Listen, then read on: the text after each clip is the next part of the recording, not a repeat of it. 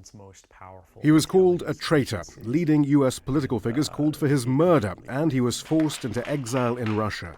But Edward Snowden's actions in disclosing the breadth of the U.S. government's surveillance of its own people has brought an end to much of the National Security Agency's bulk collection of American phone records. We now know that the dragnet failed to disrupt even one terror plot, and a federal court has declared it unconstitutional. But the NSA isn't completely ending mass metadata collection, especially when so many phone calls are made over the internet. International calls are still going to be collected. But the other thing is that the NSA still bulk collects internet communications, and because so much of Americans' internet communications happen to go overseas, those continue to get pulled. Dragnet surveillance of telephone metadata and anything else in the rest of the world will continue. Only those in the US have some protection from the Constitution. As far as Washington is concerned, everyone else is fair game, the responsibility of their own governments.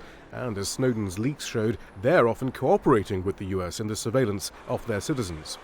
Moreover, Snowden revealed much more than telephone metadata collection. For example, the NSA's ability to search everything a user does on the internet, or its collection of 200 million text messages worldwide each day. What is going to shut down, according to former White House counterterrorism czar Richard Clarke, is just a fraction of what the NSA does. Otherwise, people are probably still expanding mass surveillance all around the world. And since the recent attacks in Paris, some US politicians are again talking of expanding surveillance. Snowden is being used as a scapegoat, even though there's no evidence that the attackers used the internet or exploited privacy safeguards to plan their attacks. Still, action was taken and there has been some reform, but given the inherent secrecy of the NSA, it may take another whistleblower for us to be able to judge how much has actually changed. Shihab Ratansi, Al Jazeera.